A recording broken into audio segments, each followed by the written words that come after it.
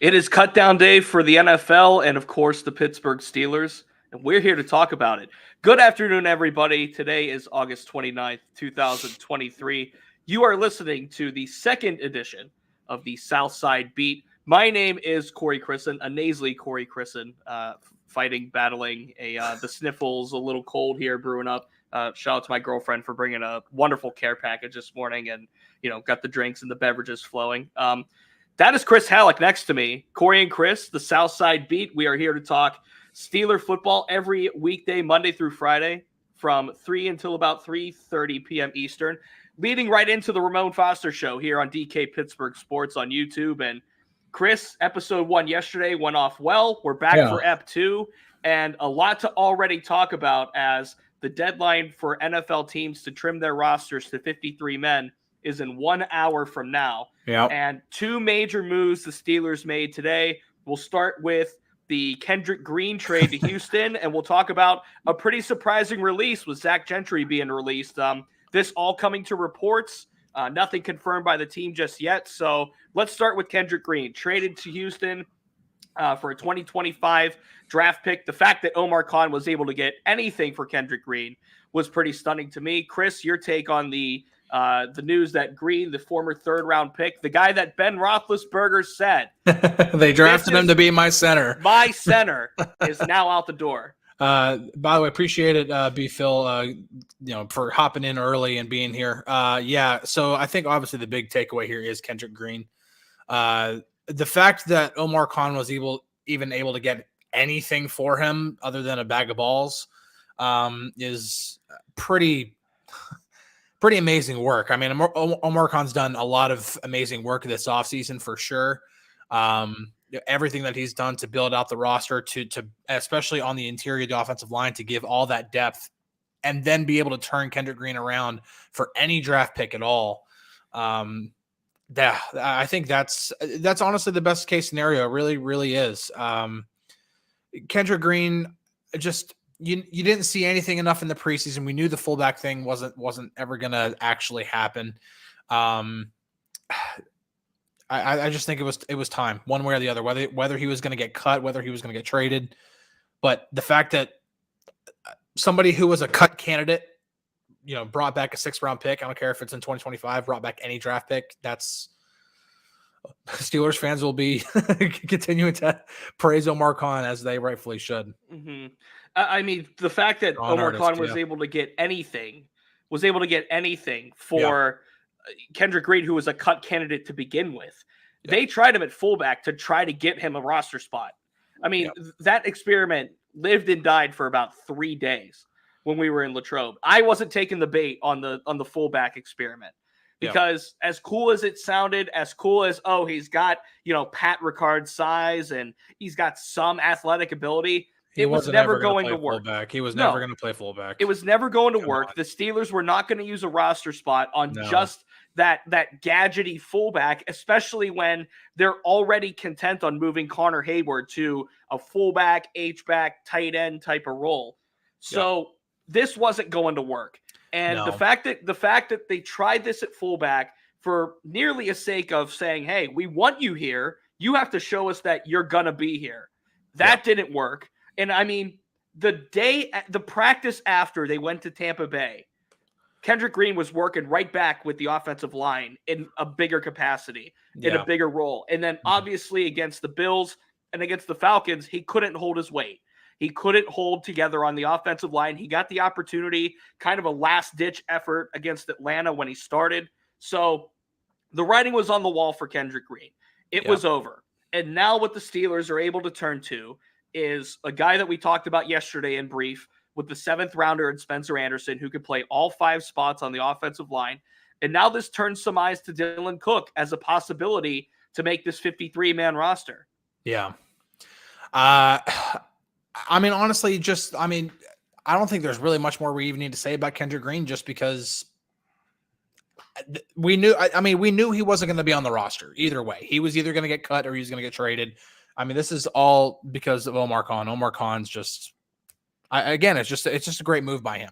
Mm-hmm. I think the one that we really kind of need to dive into, and everybody here in the comments is talking about it, Talking about grilling and chilling. I mean, are they going to do it with Darnell Washington now with Pat Freiermuth? Because, I mean, Zack Gentry's gone. I mean, what's gonna happen now? I mean, I saw a real scenario in which the Steelers were going to keep all 4 of those tight ends, and you're like, well, you don't keep 4 tight ends. Well, Connor Hayward's kind of more like a de facto fullback, even though he's just, I mean, he does a bit of everything. I mean, he'll play fullback, he'll be a tight end, he can do a little bit of everything, and that's what makes him such a valuable addition to this offense. And so that then paved the way for Pat Freiermuth, who's obviously the number 1 guy, and then 2 really good blocking tight ends in Darnell Washington and Zack Gentry. But now Gentry's gone. I gotta say, like, there's a lot of fans who are a little upset about that. I wouldn't say upset like they're mad about it, but it's Gentry is a really good guy. I mean, and when you watch the grilling and chilling videos and see how funny he is in there, man, that guy that you're watching on the Steelers YouTube channel is the same guy that we talk to in the locker room. Mm-hmm. He's a very down to earth guy. Seems like he's always in a good mood. He's just a really good guy. It's kind of sad, but then again, this isn't a business in which they're trying to make people happy. They're trying to win a Super Bowl, and if they don't feel like Zack Gentry is good enough to be on a 53, then there you go. A thank you to Sean here for the $2. He says, "Dude, that's awesome. Thank you. Never say Connor doesn't have a position. It's H-back. Connor Hayward's use this year is going to be really intriguing to me because he can line up in the backfield. He can line up in line. He can line up in the slot. He can line up outside as a wide receiver. Mm-hmm. I think there are multiple things that Connor Hayward could do. Sean, appreciate the $2 there. Yeah, for sure. When it comes to the tight end room now, and you said all that needs to be said about Zack Gentry, I think. Yeah. All of us that spend time around the team and get to know these players, we know how good of a guy Zack Gentry is. He was a great locker room guy, good person to have. Yeah. He's a good football player too. We'll see what his options are from this point. We'll see if he gets brought back maybe to the practice squad. But this does call into question now. And looking at the actual possibilities now of the 53, what does Hot Rod Williams do? Where is Rodney Williams factoring into this? Because now it brings into question, has Rodney Williams done enough in training camp to put himself in position to be on the 53? Yep. What I saw from him in Latrobe, I saw some pretty good stuff out of Rodney Williams. I would have probably kept Zack Gentry over him, but, and this is key, there it is from Aquatic Life.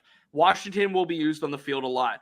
The rapid ascent of Darnell Washington, the rapid development, the general athletic freakiness of Darnell Washington made Zack Gentry expendable. I mean, it made him expendable. I mean, just because of his blocking ability. I mean, you don't even have to take or factor in his possible receiving ability that he'll have this year or next year or in the future. Just his blocking ability alone, he already came in as an accomplished blocker. And so now he comes in, he's already done that and also adds in way more upside in terms of the receiving and what he can do there. It really did make a guy like Gentry expendable. And then you bring up, Rodney Williams is like, okay, so there still is a scenario where they keep 3 tight ends plus Connor Hayward. Like there's still that possibility. We'll obviously find out in 52 minutes. Mm-hmm. But yeah, it's just this needed to be done. And Darnell Washington not only being drafted, but coming in and doing everything that he's done during training camp, during preseason, coming in and becoming that guy. That's really, really big for the Steelers. And again, when you make people like Zack Gentry expendable, that just shows you where this roster is. And I think that's what every Steelers fan should want to hear. And what Swan says right here, Williams plays special teams too, correct? Yes, he does. And that's a big part of this. That's what part of my rationale was. If you read yesterday on DK Pittsburgh Sports.com, my projections for who could make this 53-man roster, some of them literally were solely special teams based. I mean, Connor's redefining as a /2. I just love it. I love it. As somebody who watched Cordell Stewart as a kid, that's just awesome. Right. So when I think of Zack Gentry versus Hot Rod Williams, if that's what this is coming down to, for all we know, sitting here right now, the Steelers could just keep Freiermuth, Washington, and Hayward. That's also a very distinct possibility, which opens up a spot for another offensive lineman, perhaps another defensive lineman, perhaps another DB. And right now, with, again, about 50 minutes to go until the cut deadline. Yeah. There's still a lot of moves to be made on the defensive side when it comes to the D line and the secondary in particular. So, yeah, what Chad says there about a fourth cornerback. I mean, because you're talking about the possibility of does James Pierre get cut, because he was we were talking about this like before we went live. James Pierre did really, really good last year in a smaller sample size, being that third, fourth corner when needed. He played about the same number of snaps as Ahkello Witherspoon. Obviously, Witherspoon was hurt, but Pierre was way better than that, way better than Witherspoon was. But then he comes in, he doesn't have a good training camp, he doesn't have a good preseason, and now all of a sudden he's expendable. And he would have definitely been expendable if Corey Trice hadn't gotten hurt. So now it's like, okay, is James Pierre, does he get a roster spot just because of how thin they are, or does Omar Khan survey the market, survey anybody else who's getting waived or cut right now, and then add a cornerback that way, and then it's just bye-bye to James Pierre? And look at the I guess makeup of that secondary right now. That is for sure in. You can look at Patrick Peterson, Joey Porter Jr., Levi Wallace as solid outside cornerbacks. And then from there, you have to show up your slot. Shannon Sullivan was signed to play the slot. This from George here, and I love this question because Gunnar Olszewski, in my opinion, he asked, do you think Gunnar makes it now? He certainly has a path, would prefer a new face. And hear from Robert and many others have been chiming in too. Trust me. Steven Sims is a free agent now. The Texans cut Steven Sims. Yeah. And look, if the Steelers want a reunion with Steven Sims, they would have to more than likely cut Gunnar Olszewski to do it. Yeah. At this stage, I don't think Calvin Austin gets cut over Gunnar Olszewski. Oh, no way. I don't think, I don't think either of them get cut at this stage. I think Gunnar did more than enough in training camp to play his way onto the 53. So if I can be devil's advocate though on Gunnar, yeah, I remember Gunnar being very impressive in training camp last year. He was kind of like Kenny's go-to guy in training camp last year. And I think even during preseason, we kind of saw some, oh, wow, that guy might be a really cool slot guy every now and then. And then regular season, it was just like, what is he bringing? Like what at all? Like what is he bringing? Then Steven Sims supplants him, in the return game, and didn't run a kick all the way back, but almost ran one back, in the Tampa game, and Sims just became the fixture in the return game. I think Calvin Austin's like your punt returner no matter what. There's still, I think obviously McFarland's in there in the kick return game, but with a guy like Sims there, I'm not saying like this is what they're doing, but Sims was a really good kick returner for the Steelers last year. Like for the most part, he was a good kick returner. Put them in a good position. Ran a couple of, ran one really long one and ran a couple of other nice ones as well. To me, like if you're just keeping Gunnar as a guy who can do return stuff, then that's a waste of a roster spot. We had a question asking about Trenton Thompson. And I think that's a very interesting one to look at. This coming from Koken. Does Thompson have a chance at making it? Like his dog attitude. Here's the case for Trenton Thompson and the case against Trenton Thompson. The case for Trenton Thompson is that he's just a missile back there as a safety. Like, I think Trenton Thompson's ability to take that role behind a Keanu Neal or a DeMonte KZ could come into really nice, form for the Steelers. On the other hand, I don't see much versatility as a cornerback. And it kind of depends by this stage, because look at the safeties. Micah Fitzpatrick, DeMonte KZ, Keanu Neal. And then I think Elijah Riley as a slot cornerback also has potential to play some safety. Oh, yeah. I think Miles Killebrew and Trey Norwood make this team. I think Miles Killebrew's value as a special teamer. Yeah, Killebrew, just on the you just said it, just on the special teams factor alone. But yeah, Elijah Riley being able to be that slot corner, that safety in a pinch, whatever it is, being able to be versatile, especially in today's NFL with the way defenses are and how they're always the Steelers are not in their base 3-4 majority of the time. They're always most of the time they're in some sort of sub package, and having guys who can bounce around. And that's what made Cam Sutton so valuable last year. It wasn't that he was like this amazing cornerback. Now, granted, he's really good, but it was the fact that he could go play outside and be good. He could play inside in the slot and be good. And if you have a guy like Elijah Riley who can play in the slot one snap, play safety another, and do a good job at it, that could be more valuable than anything. A good question here about Desmond King. Desmond King getting released by the Texans.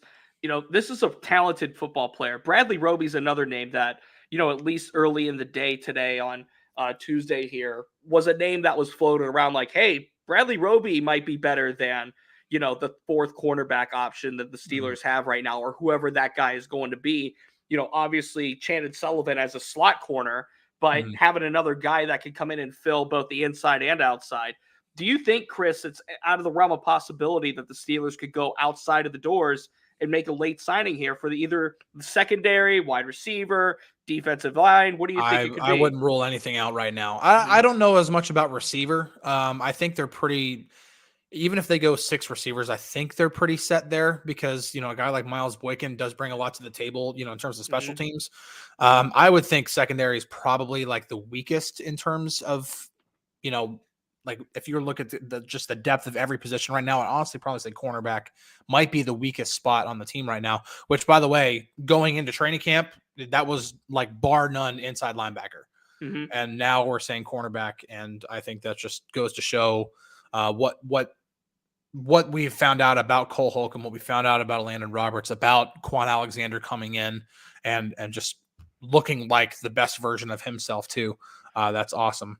I like this point here from Bob here about the new faces on special teams. And I have a good name. I have a name too. I want you to go first. Nick Herbig. I mean, I know so many people talked about, what he was able to do in the pass rush, whenever he got those snaps once like TJ was out of the game and everything like that. But just seeing a couple of different things. One was in pursuit on a kick return. Another one was a really good block that helped spring Calvin Austin free on one of his big punt returns in the preseason. Man, like he made a serious dedication to special teams. He told DK about that after one of the preseason games. He made a concerted effort to be really good on special teams and to work on his technique, work on his form.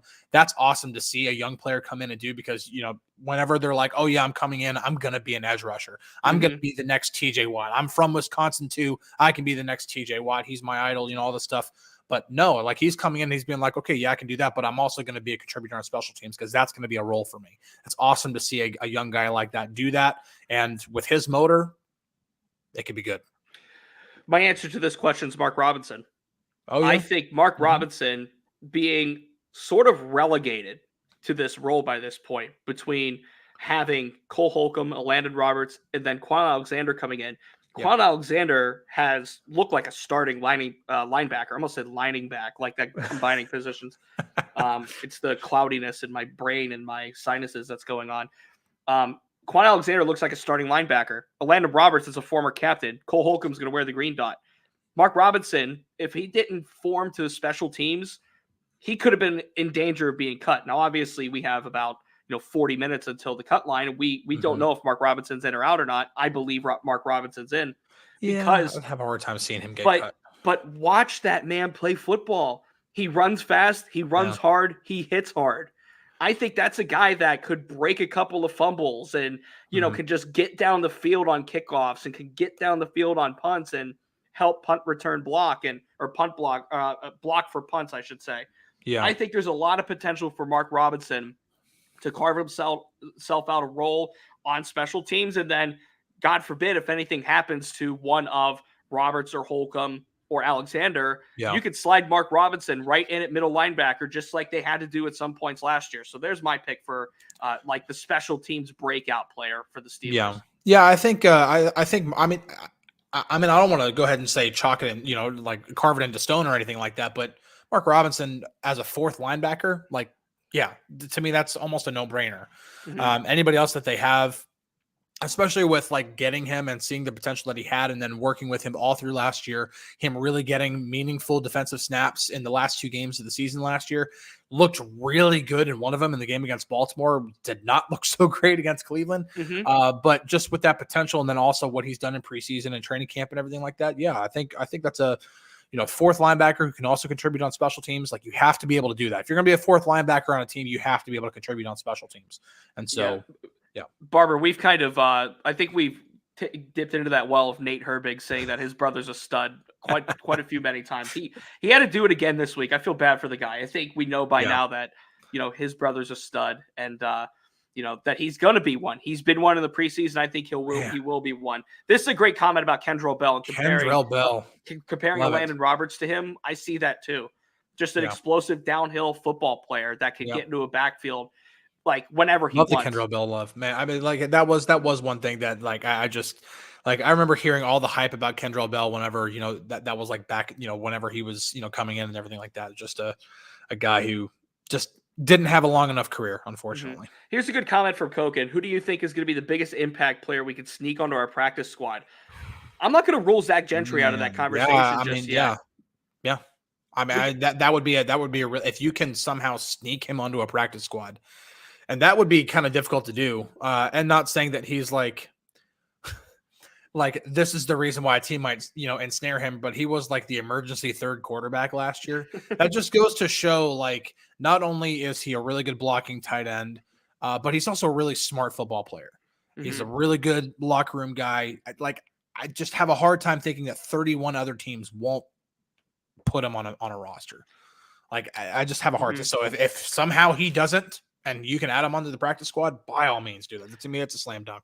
Good thought here for I am happy. If the Texans cut Jimmy Morrissey, would you pick him up for backup center? So for those that are unaware, Jimmy Morrissey was Kenny Pickett's center at Pitt, and he was a really good center at Pitt. I believe he won the Remington Trophy, if my memory serves correctly. I believe he won literally the best center in America award. I forget what it's called, but I wouldn't rule that out as an option, because the Steelers now, without Kendrick Green performing up to the standard, they need a backup center. And whether they think that is going to be Spencer Anderson or somebody else that could perhaps get cut is still to be seen. Now, Anderson can play center.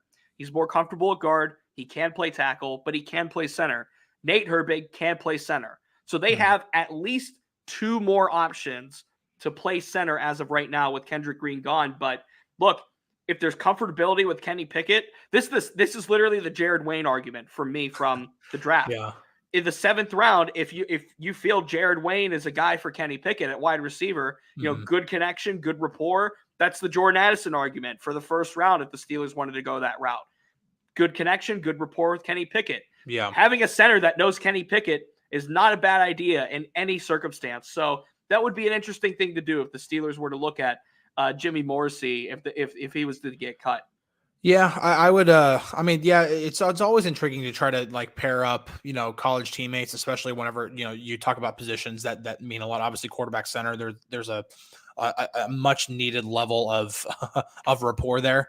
Quarterback, receiver, another one. Quarterback, tight end. Those type of things. But I don't know. I'm almost on the side of being like, just because Joe Burrow and Jamar Chase ended up being teammates and they're like the best quarterback receiver duo in the league right now, it doesn't always mean that that's like always the way to go for whatever move.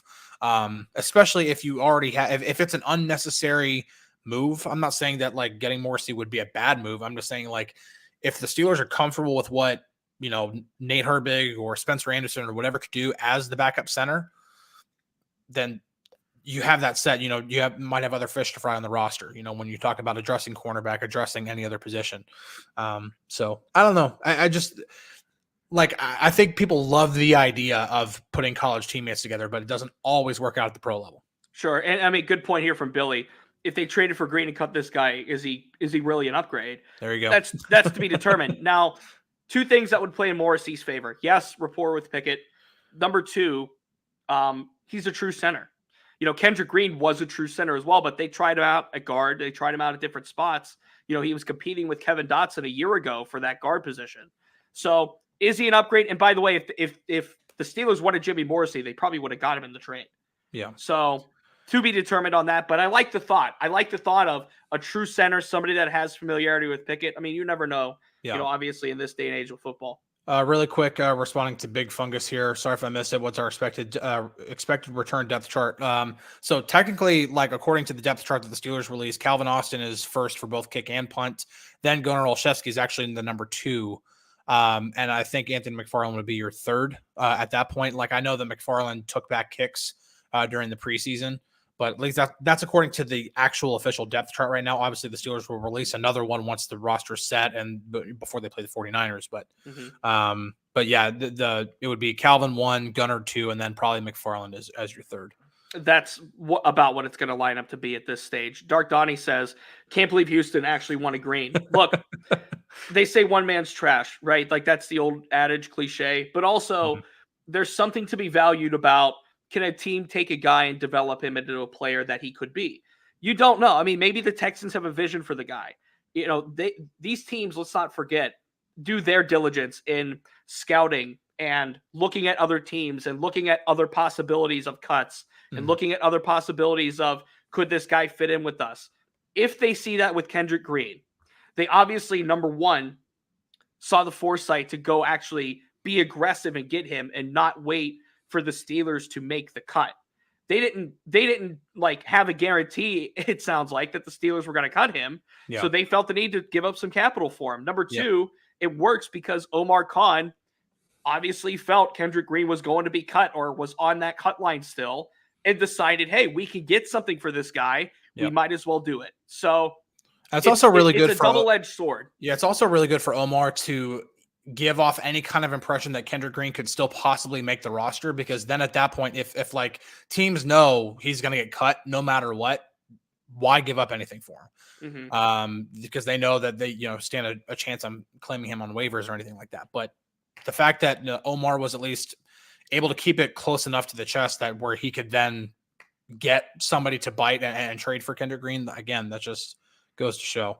A reminder, about 35 minutes from now, DK and Ramon Foster here. Top of the Ramon hour. Foster show. And that will be right after the cuts are due. The cuts come in. The press release hits the inbox. So, we'll have all that information on the DK Pittsburgh Sports Steelers feed at DKPittsburghSports.com. Anything you want to wrap up with, Corey, before we close this up? I loved the commentary in the tweet from Trey Essex that I saw about cut day. That was really good. Cut day. I thought it was tremendous.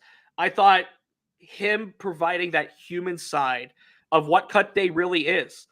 These are guys that are going to have their lives affected. These are guys that quite literally may not put another football helmet on again. So those are things to keep in mind for all of the pageantry and for all of the, gladiatorship, I call it, that you put around sports and football in particular. These are still humans that are getting affected. So, we wish Kendrick Green good luck in Houston. We wish Kevin Dotson good luck in LA. We wish Zack Gentry good luck wherever he ends up. But this is a really, I think, one of the more humanizing days along with the NFL draft that comes throughout the NFL calendar year. Yeah. By the way, Chuck, thank you so much. Saying great show. Hit the likes. We really, really appreciate that. But also your barber show, or your favorite barber. Sorry, I'm mixing stuff. Your favorite barber, Ramon Foster show, coming up in 33 minutes here on YouTube live. So any final thoughts for you? Any final thoughts? Yeah, for you, Chris, no, I just want to, the thing that I love about what Trey said in that was like, something that they've been doing every fall since they were 6 or 7. Like I've got a 7-year-old myself, and thinking about like him doing every single sport that he wants to play, everything like that. And just, he's already telling me I want to be a pro baseball player. And so we got him in baseball and everything like that. And you think about like these childhood dreams and how much work all of these guys have put in from the time that they were 6, 7, 8 years old every single year. And, knowing that dream, there's a lot of dreams that are dying today. And that's a really sad thing to think about. I really love that when you can humanize it to that point, especially for somebody like me who has a kid, like who's right at that age, like that's just awesome. It was a really great way for Trey to put it, for sure.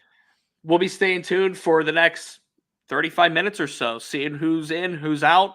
Once the Steelers finalize that 53, of course, we'll have it in our Steelers feed at DKPittsburghSports.com. In about 30 minutes, DK and Ramon. Hey, Moan. Wonder who will get the hey moan of the day. That'll be a big one. Until then, I'm going to go drink some Theraflu and try to get rid of whatever. Feel better, man. whatever's in these nasal passages. But we'll be back live again, 3 p.m. Eastern on DK Pittsburgh Sports, Steelers on YouTube. Appreciate you all joining. Appreciate you all tuning in, commenting. Appreciate you all donating as well via Super Chat. That's very generous of you, and that does go a long way. And please feel free to like and share this episode and future episodes. The past episode we recorded Monday and the pilot. We're getting closer to the regular season. We're 12 days away. It's going to be a lot of fun. All right. See you guys later.